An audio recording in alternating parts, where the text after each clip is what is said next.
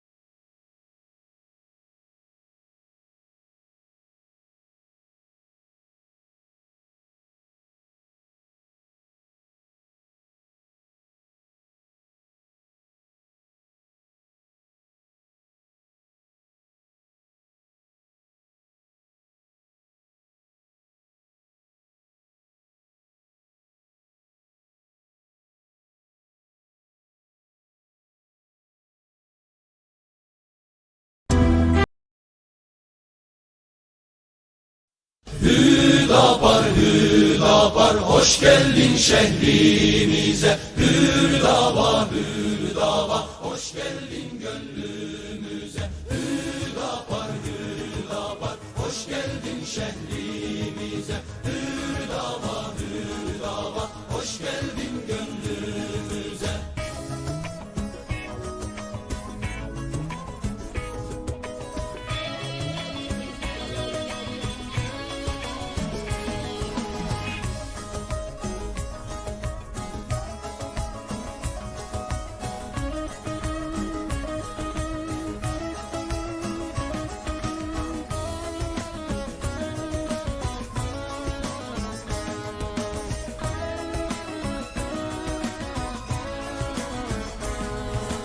Dağlarıyla, taşlarıyla, şairiyle, ozanıyla. Dağlarıyla, taşlarıyla, şairiyle, ozanıyla.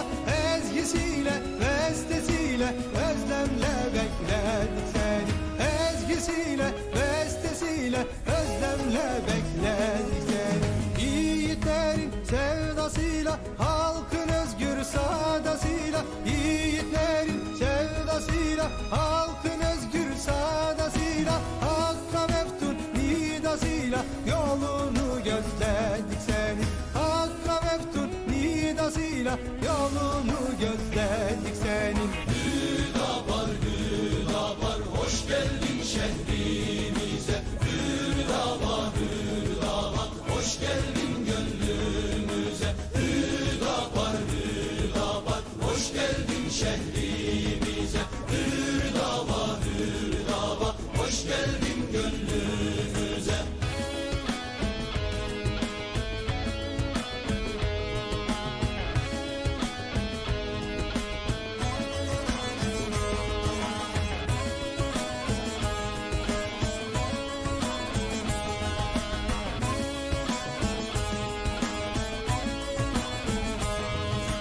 Yaşlısıyla, gençleriyle, kadınıyla, erkeğiyle. Yaşlısıyla, gençleriyle, kadınıyla, erkeğiyle.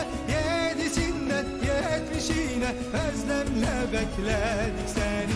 Yedisinden... Ama biz ne yapıyoruz? Asıl düşünmemiz gereken bu bayramda belki de üzerinde çok durmamız gereken husus bence budur. Yani rahmetli Erbakan hocamızın da sık sık ifade ettiği gibi dünya Siyonizminin bir ilk şeyi haline gelmiştir diye, yönetimine girmiştir diye.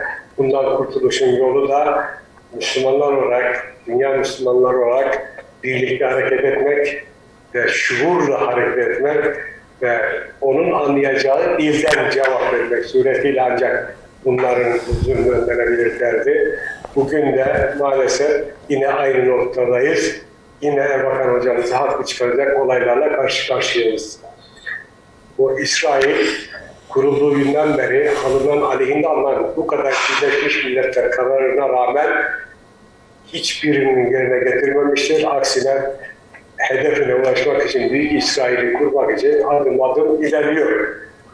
Hiçbir kararı da dikkate almıyor. Dünyanın kınamasını da dikkate almıyor. Dünyanın lanetini de okursanız dikkate almıyor. Hiçbir şey ifade etmiyor. Evet. Onlar hocamızın tabiriyle dikkate almıyor. Hiçbir şey ifade etmiyor. Evet. Onlar hocamızın tabiriyle ancak müeyyideden anlar derdi. Evet, ortaya müeyyideyi koyacak olan kim? Bizleriz. Ama bizler bu müeyyideyi kurmakta nedense böyle çok gevşek davranıyoruz. Geçmişte hocam başbakanken El Halil'deki olaylara Mehmetçikler müdahale etmişti. Oradaki olaylar yatışmıştı. Demek ki bizim güçlü bir ülke olarak bizim o bölgede inisiyatif almamız gerekir. Bu zulümleri durdurmak için öncelikli olarak bizim hareket etmemiz lazım. Birleşmiş Milletler İsrail devlet olarak tanıdıktan sonra 2012 yılında Filistin devletini de tanıdı. 2017'de İslam Kurtuluş Örgütü İstanbul'da zirve toplantısında hem Filistin devletini tanıdı hem de Kudüs'ün Filistin'in başşehri olarak ilan etti. Bu durumda şu anda orada yapılan zulümün karşısında ne yapıyoruz? Birleşik İslam Kurtuluş Teşkilatı Türkiye'nin öncülüğünde oraya bir güvenlik gücü veya barış gücü adı altında mutlaka bir gücü oraya göndermek durumundayız. Bunu genel başkanımıza ilan ettik geçtiğimiz gün. Bizim müeyyide olarak en başta yapmamız gereken şu andaki zulmün bir anda durması için Türk Silahlı Kuvvetleri'nin öncülüğünde oraya bir Birleşmiş Milletler gücünü yerleştirmektir diye düşünüyoruz. Evet. Yoksa kınamakla, lanetlemekle bu işin sonunun gelmeyeceği gayet açıktır. Dünyanın başka yerlerinde olaylar oluyor.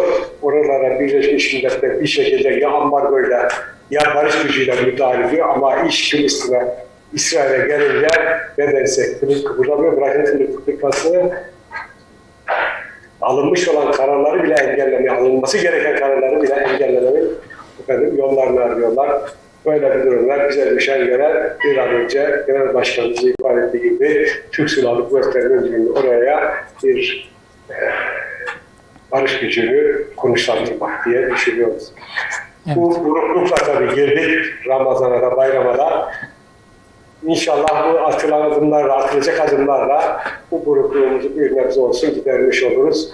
Ve bayram sevinci yaşayamadığımız için bu şekilde belki bir sevinç yaşarız diye düşünüyoruz. Evet. Sizin vesileyle bir kere daha zaten bizim nezdinde Hürriyet Partisi'nin bütün mensuplarının bayramlarını tebrik ediyoruz.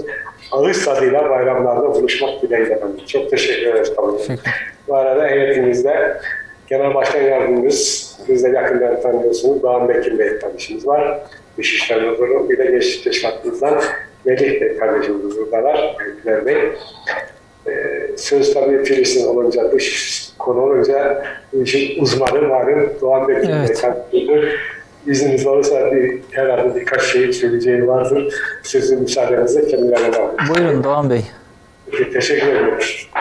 Öncelikle kıymetli Genel Başkanımız başta olmak üzere siz çok değerli kardeşlerimin bayramını en içten duygularla tebrik ediyoruz. Ve bütün Hüdapar teşkilatlarının da bayramlarını sizin vesilenizle tebrik ediyoruz. Allah var etsin sizi. Tabii ki Kudüs söz konusu olunca, Yaratlı'daki topraklar söz konusu olunca zaten Türkiye'de iki parti olarak bizim aramızda hiçbir fark yok. Zerre miskal kadar fark yok.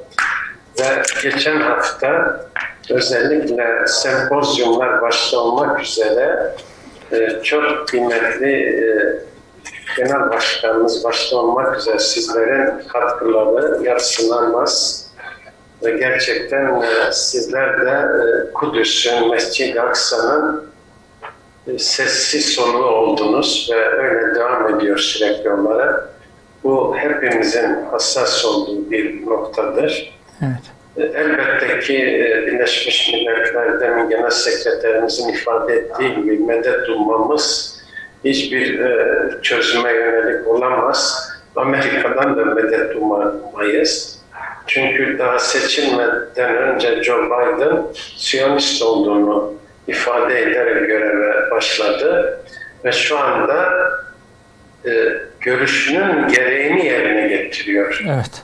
Bugün toplanması muhtemel olan Birleşmiş Milletler Güvenlik Konseyi'ni bloke ederek bu konuda bir karar çıkmasını engellediği gibi İsrail'in nefsi müdafaa uyguladığını belirterek açıkça İsrail yanlısı tutum izlemiştir. Keza Dışişleri Bakanı da Amerika Birleşik Devletleri benzer şekilde ifadeler kullandı. Bütün bunlar bir kez daha gösteriyor ki Müslümanların bir araya gelip ittifak içerisinde hareket etmeleri gerekir. Bu olmadığı müddetçe hiçbir çözümün ortaya çıkması asla mümkün değildir. 1948'de ne yazık ki dönemin tek parti yönetiminde biliyorsunuz Nuri Kirligin Bey ilk milli ve yerli silah sanayini kurmuştu Haliç'te. Şimdiki Feshane'nin bulunduğu mekanda. Ve İsrail Kudüs konusunda Ürdün ve diğer Mısır'la çarpışırken en büyük silah tedarikini bu fabrika sağlıyordu. Fakat İsrail ajanları gelip bu fabrikayı havaya uçurdular. Ve Nuri Kirligil de orada rahmeti rahmana kavuştu. Diğer çalışanlar da öyle. Ve bunun üzerine acilen bakanlar kurulu toplanarak sırf Amerika Birleşik Devletleri Türkiye'ye müeyyide uygulamasın diye İsrail Devleti'nin kuruluşunu tanıdı Türkiye. Ve o atılan yanlış adım şu anda adım adım oranın bu düzeye gelmesine neden oldu. Tarihi yanlışlıklar hep tekerrür etti ne yazık ki. Geçen o sempozyumda da bazı belgeler gösterdim gördüğünüz gibi. Ve şimdi de benzer şekilde Müslümanlar bölük pörçük olduğu için İsrail bundan güç gevşeyerek çok rahat bir şekilde Gazze'yi vurmaktadır. Ve Müslümanlar ne yazık ki yine sessizliğe bürünmekte ve birkaç tane kuru kınama sözüyle işi geçiştirmeye çalışıyorlar. Burada her iki partiye de çok büyük görevler düşmektedir ve en samimi bir şekilde bu davanın arkasında olan iki siyasi akım demeyelim çünkü biz aynı mecranın insanlarıyız. Evet. Daha güçlü bir şekilde sesimizi çıkarmamız ve mevcut iktidarı da bu konuda kararlar almaya zorlamamız gerektiği inancını taşıyoruz.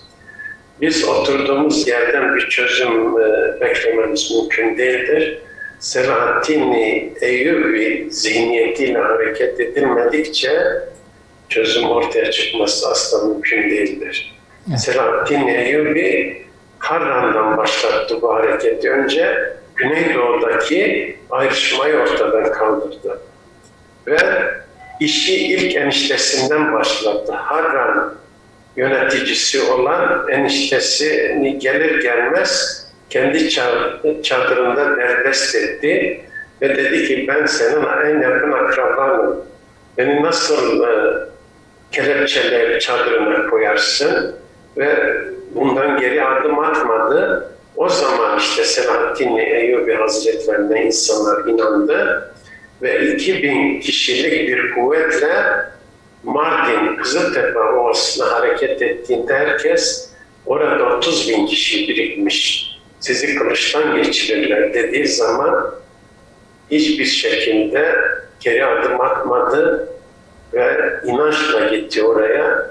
30.000 kişi orada dağıldıktan sonra bütün Güneydoğu'nun birlik beraberliğini sağladı ve daha sonra biliyorsunuz Kudüs'ün fethi yolunda önemli adımlar atıldı.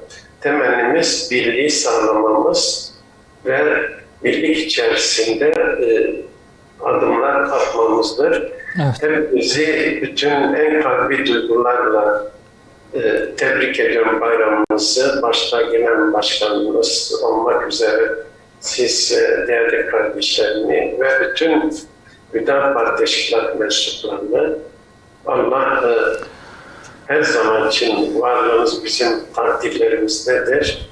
Teşekkür ederim Doğan Bey. Biz bir kardeş partisinden de öte tek vücut bir parti olarak görüyor sizleri. Bizden hiçbir farkınız yok. Ve bu böyle devam edecek Allah'ın izniyle. Çok teşekkür ediyoruz efendim. Buyurun başkanım. Çok teşekkür ederiz. Sağ olun. Evet.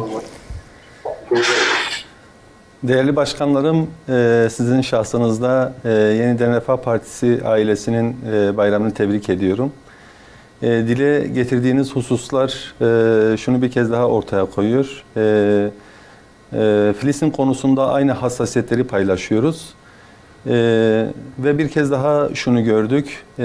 Filistin'deki direnişin ortaya koyduğu tablo, Siyonistlerin aslında görüldüğü gibi güçlü olmadıklarını, Kur'an'ın tabiriyle örümcek ağı gibi olduklarını bir kez daha bize göstermiştir. Yine biz şuna inanıyoruz, şu an yaşanan işgal Siyonistlerin gücünden değil, İslam alemindeki Müslüman ülkelerin dağınıklığından kaynaklanmaktadır. Bu birlik, beraberlik oluştuğu takdirde biz inanıyoruz ki bu işgal sona erecektir. Yine coğrafyamızda yaşanan sorunların en büyük temeli Siyonistlerin bir hançer gibi coğrafyamızda saptanmasıdır. Biz inanıyoruz ki bu direnişle beraber İslam alemindeki birlik, beraberlik oluştuğu takdirde bu hançer de coğrafyamızdan çıkarılacaktır. Evet, birkaç cümleyle toparlayacak olursak, Allah'ın izniyle Selahaddin Eyyubi'nin varisleri bizleriz. Biz kendimizi aynen Filistinli kardeşlerimiz gibi Mescid-i Aksa'nın muhafızları olarak kabul ediyoruz. İslam ülkelerinin yöneticileri her ne kadar kendilerini sağa sola vursalar, her ne kadar kimisi ihanet etse, her ne kadar kimisi normalleşme sürecine dahi girse, Allah'ın izniyle Müslüman halklar Kudüs'ü asla Siyonizme terk etmeyecektir. Müslümanları, Müslüman halkları birleştirecek olan yegane güç geldiğimiz nokta itibariyle Mescid-i Aksa'dır. Tek ortak payda şu an o kalmış ve Allah'ın izniyle Mescid-i Aksa Müslümanları birleştiren bir unsur olacak ve Siyonizmin yıkılışına vesile olacaktır. Türkiye'nin tepkileri, hassasiyetleri güzel bir noktaya kadar, ancak tepkiler, basın açıklamaları, etkinlikler malum ifade ettiğiniz bir caydırıcılık ifade etmiyor. Siyasi ilişkiler, askeri ilişkiler, anlaşmalar, diplomatik ilişkiler masaya konulmadan, kesilmeden, devletsel anlamda bir tepki ortaya konulmadan diğer tepkilerin bir anlamı yoktur. Türkiye'nin uluslararası platformları sahaya sürme, bir araya getirme, harekete geçirme, İslam ülkelerini bir araya getirebilme anlamında ciddi bir rol üstlenmesi lazım. Şu an Türkiye'nin vazifesi budur. Bundan başka yapılacak hiçbir şeyin de bir faydası olmayacak diye düşünüyoruz. Hep beraber dua ediyoruz. İnşallah Mescid-i Aksa hepimizin ortak değeri, ortak faydası ve hepimizi ayağa kaldıracak olan yegane güç olacaktır Allah'ın izniyle. Bir kez daha teşekkür ediyorum Suat Bey. Tekrar bayramınızı tebrik ediyoruz. Allah'a emanet olun. Allah razı olsun. Hepimiz birer Selahaddin olmak zorundayız. Evet. Ulaşılan odur. Tekrar sizin de bayramınız mübarek olsun. Allah'a emanet olun. Teşekkür ederim. Hayırlı bayramlar. Hayırlı bayramlar.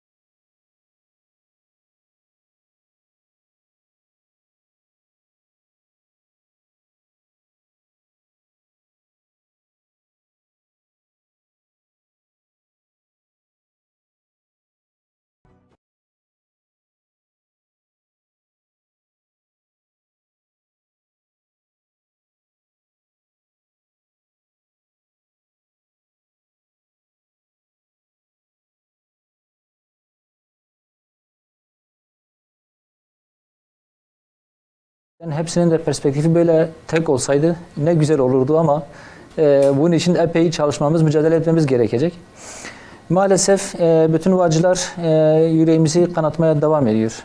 Özellikle İslam ümmetinin Kudüs konusundaki duyarsızlığı, bölük pörçük olması, kimisinin işgal rejimiyle, Siyonizmle anlaşmalara, normalleşme süreçlerine girmesi şu an Kudüs'ün ya da işgal rejiminin geldiği noktanın yegane sebebi bize göre. Şimdi bu noktada elbette İslam toplumlarında hassasiyet var. Yönetimlerin hepsinde olmasa da İslam toplumlarında var. Bu İslam toplumlarının Türkiye'de olduğu gibi diğer ülkelerde de harekete geçmesi, harekete geçirilmesi çok önemli. İnanıyoruz ki yönetimler sağa sola vursa da Müslüman halklar Kudüs'e sahip çıkacaktır. Bugün hepimizin ortak derdi, ortak kanayan yarası Kudüs haline gelmiş. Bugün ümmeti dertlendiren, acıya boğan neredeyse tek nokta kalmış. Tek ortak payda olmuş. Biz inanıyoruz ki ümmeti birleştirecek olan unsur da inşallah Kudüs olacaktır. Bu noktada Türkiye'nin, diğer ülkelerin tepkileri, tavırları, özellikle Türkiye'nin her ne kadar müspet olsa da tepkiler sadece söylemde kaldığı zaman hiçbir işe yaramıyor maalesef. Türkiye'nin uluslararası sahayı, İslam ülkelerini harekete geçirme gibi bir misyonu var. Yani istediğimiz noktada olmasa dahi epey bir iş yapılabilir. Birleşmiş Milletler düzeyinde, İslam ülkeleri düzeyinde çok daha farklı bir konsensüs oluşturulabilir. Siyonist rejimin önünün kapatılması, caydırıcı tepkilerin ortaya çıkması, baskıların artması yönünde Türkiye'nin asıl odaklanması gereken nokta bize göre budur. Bunun ötesinde biz artık net bir şekilde anlamışız ki işgal rejiminin artık güçten başka bir dilden anlamadığı ortaya çıkmış. Dolayısıyla İslam ülkelerinin, Türkiye'nin, İran'ın, Pakistan'ın ve bu hassasiyeti taşıyan diğer bütün yönetimlerin diplomatik ilişkilerden askeri anlaşmalara, ilişkilere ticaret ve iktisadi ilişkilere kadar hepsinin gözden geçirilmesi, kesilmesi, tamamıyla bitirilmesi bize göre çok önemlidir. Eğer bu tür tutumlar, bu tür tavırlar ortaya konulmazsa işgal rejiminin duracağı yok. Kan akmaya devam edecek, işgaller devam edecek. Eninde sonunda Allah muvaffak etmeyecek Allah'ın izniyle Kudüs'ü, Mescid-i Aksa'yı yıkmaya da işi götürebilirler. Dibindeki Süleyman Mabedi'ni ortaya çıkarmak adına. Ümidimiz bu güzel adımların artılması, Türkiye'nin, Pakistan'ın, İran'ın veya diğer ülkelerin bu misyonu hakkıyla yerine getirmeleridir. Bunun için çalışmak lazım, bunun için yüklenmek lazım, bunu devamlı gündemde tutmak lazım. Biz ne kadar sabahtan akşama kadar sahada olsak dahi devlet düzeyinde daha ciddi adımlar atılmazsa bize göre ki zaten realitede de öyledir, sonuç vermiyor. Ve sözlü beyanların hiçbirisi de fiili harekete dönüşmediği müddetçe de işe yaramaz. Yetkililerimiz ne kadar bağırıp çağırsın, ne kadar tepki göstersin, diplomatik, askeri, ticari ilişkiler noktasında tavra dönüşmediği müddetçe bunların da bir karşılığı olmayacaktır. Bu anlamda bu mübarek Ramazan bayramının Kudüs'ün özgürlüğüne kavuşmasına vesile olmasını diliyoruz. Vallahi ciğerimiz yanıyor. Kudüs için yapılan işgal girişimi, o apartmanların, kadınların, çocukların üzerine yağan bombalar aslında bizim vicdanımıza düşüyor. Gerçekten bizim kafamıza düşüyor aslında. Bizim vicdanımızı yaralıyor daha çok. Bu anlamda bütün İslam ümmetini harekete geçirecek bir anlayışın gelişmesini temenni ediyoruz. Pandemi çok ciddi bir imtihandır hepimiz için ifade ettiniz. Bugün Türkiye'de yaşanan ekonomik sıkıntılar, adaletsizlikler, üretimin durması, işsizlik, istihdamın durması, dışa bağımlılık gibi şeyler bizim neredeyse kalıcı gündemimiz haline gelmiş ama bugün Mescid-i Aksa en önemli gündemimizdir ve artık o noktaya gelmiştir ki Kudüs özgürlüğüne kavuşmadığı müddetçe de sanki bu gündemin durmaması gerekiyor. Gündemimizden düşmemesi gerekiyor. Çok teşekkür ediyorum Atik Bey. Bir kez daha Saadet Partisi mensuplarının, Sayın Genel Başkan'ın bayramını tebrik ediyoruz. Bütün yönetimdeki arkadaşlarımızın sizin, bizim, bütün İslam aleminin için hayırlara vesile olmasını temenni ediyoruz. Buyurun. Hayırlı bayramlar başkanlarım. Sizler de ifade ettiniz, Sayın Genel Sekreterimiz de ifade etti. Buna ek olarak şunu söylemek istiyorum. Kudüs bizim kırmızı çizgimizdir. Söz konusu Kudüs olunca bireysel, toplumsal birçok sorunumuzu bir tarafa bırakarak Kudüs davasına yoğunlaşırız. Yaklaşık bir haftadır ortaya konulan çalışmalar, programlar ve bu programlara yönelik halkımızın teveccühleri bize bir kez daha şunu gösterdi. Filistin davası, Kudüs davası ve buna sahip çıkma konusu hala diridir. Halkımız bu konuda hassasiyetini muhafaza etmektedir. Bununla beraber idarecilerin de gerekli adımları atarak Filistin direnişine, Kudüs'ün özgürlüğüne gerekli katkıyı sağlamasını temenni ediyoruz. Eyvallah. Allah razı olsun. Çok teşekkür ederiz Cafer abi. Size bir... Ben de sizin ve sizin şahsınızda Hüdapar Camiası'nın bayramlarını tebrik ediyorum. Kısa sürede söylenecek sözler öyle zannediyorum. Karşılıklı olarak çok güzel ifade edildi.